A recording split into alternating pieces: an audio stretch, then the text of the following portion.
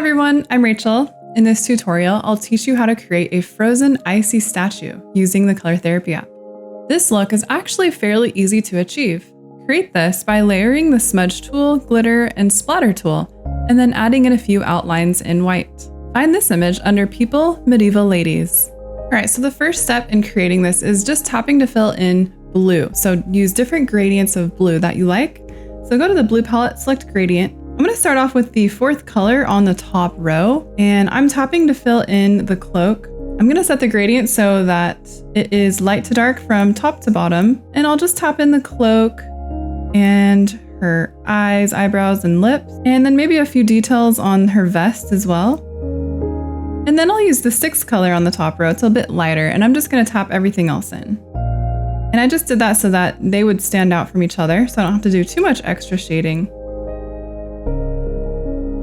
So now we have our base blue foundation color. Let's start off with shading using the smudge tool. Let's set the size at 45 and opacity at 55. Turn coloring inside the lines mode 2 on. So now we're going to be adding in our highlights and shadows just like we normally would. So using a basic white, I'm just going to zoom in here and just start to add in some highlights where I think that they would go. And you can use the template to help you out so that you can see there's actually some shadow areas already in there for you.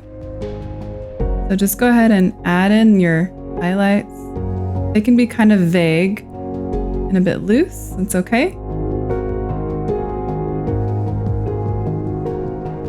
Now let's switch over to the splatter tool. Set the size at 24 and opacity at 70. Now we're just going to go around all the edges with the splatter tool.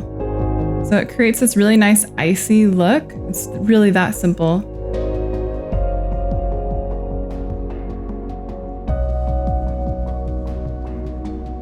Now let's add another layer using the glitter tool. Set the size to 11 and opacity at 25. Do the same thing, we're just applying another layer in the same way. So it's just adding in a little more detail.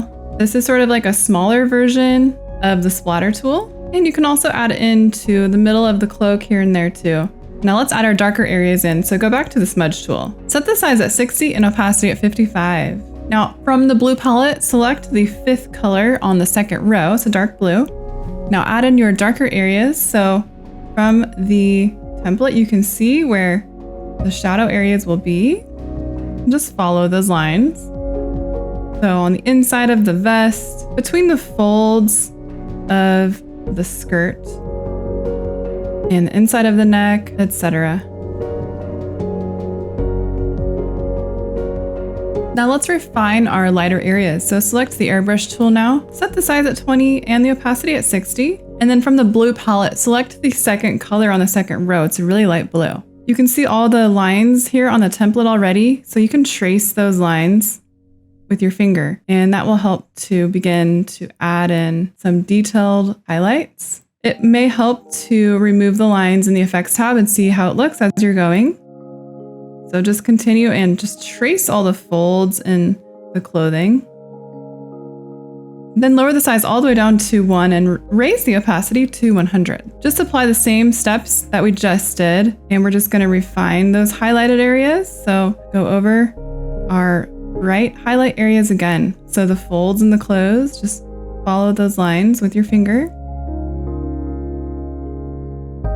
And then to refine our shadows, just lower the opacity down to 30% and use your shadow color, so that dark blue we were using earlier. And just go ahead and outline those darker areas that we had shaded earlier and the opposite areas of the folds in the clothes.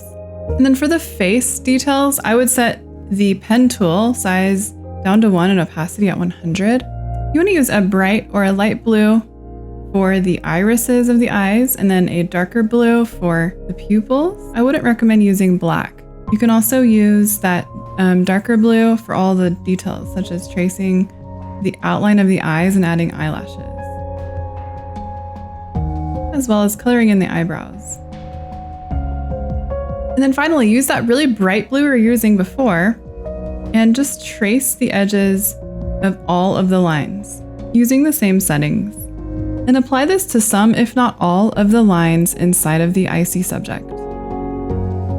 When you're finished, remove the lines and apply the snowflake effect. Try applying these steps to any object or individual in the app for a magical, wintry vibe. If you'd like to see more tutorials like this, Don't forget to subscribe to the Color Therapy YouTube channel so you don't miss any new tutorial videos. Thanks for watching our tutorial. You can get the Color Therapy app for free on the App Store.